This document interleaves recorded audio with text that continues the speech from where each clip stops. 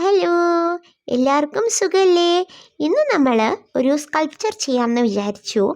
ഈ ഒരു പ്ലാസ്റ്റിക് ബോട്ടിലിൻ്റെ അടപ്പ് കണ്ടില്ലേ? ഇതിനെ പുറത്താണ് നമ്മൾ സ്കൾപ്ചർ ചെയ്യാൻ പോകുന്നത്. ഇപ്പം നമ്മൾ ചെയ്യുന്ന ഏതൊരു ആർട്ട് വർക്ക് ആയിക്കോട്ടെ, അതെല്ലാം ഒരു പനി സ്പെഷ്യൽ കാറ്റഗറിയിൽ നിങ്ങൾ കൺസിഡർ ചെയ്യണം കേട്ടോ. കാരണം എന്താണെന്ന് വെച്ചാൽ നമ്മൾ ഹെൽത്ത് ഒക്കെ അല്ലാതിരിക്കുമ്പോൾ ചെയ്യുന്ന ഏതൊരു വർക്കിലും അതിൻ്റെ ഒരു പോരായ്മ പ്രകടമാവുക തന്നെ ചെയ്യും.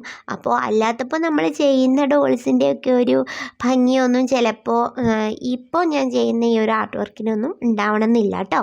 അത് മനസ്സിൽ വെച്ചിട്ട് വേണം ഈ വീഡിയോ കാണാൻ. അപ്പോൾ നമ്മൾ ഇത്തവണ സിറ്റിംഗ് പൊസിഷനിലുള്ള ഒരു ലേഡിയാണ് സ്കൾപ്റ്റ് ചെയ്യാൻ പോകുന്നത്. ഇത് ഞാൻ എനിക്ക് പനി തുടങ്ങുന്നതിന് മുമ്പേ ചിന്തിച്ച് കൂട്ടി വെച്ചിരുന്നൊരു ഐഡിയ ആണ്. പക്ഷേ ഇപ്പോൾ ഞാൻ ഇത് കംപ്ലീറ്റ് ചെയ്യുന്നതുകൊണ്ട് തന്നെ അതിൻ്റെ അത്രത്തോളം ഞാൻ വിചാരിച്ചത്രത്തോളം ഇത് നന്നായിട്ടില്ല, അത് ഞാൻ സമ്മതിക്കണു.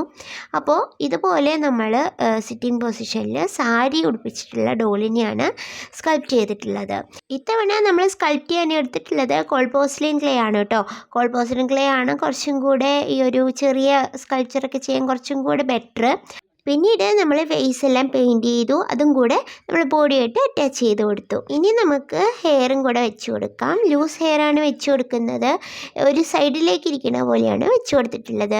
പിന്നീട് നമ്മളൊരു കുട്ടി ബുക്കും കൂടെ കയ്യിൽ വെച്ച് കൊടുക്കുക. അപ്പോൾ ഇരുന്നിട്ട് പുസ്തകം വായിച്ചുകൊണ്ടിരിക്കുന്ന ഒരു ലേഡി സ്കൾപ്ചറായിട്ട് ഇത് മാറും. അപ്പോൾ ഇതാണ് ഇതിൻ്റെ ഒരു ഫൈനൽ ലുക്ക്. അപ്പോൾ നിങ്ങൾക്ക് ഈ ഒരു കുട്ടി സ്കൾപ്ചർ ഇഷ്ടമായോ?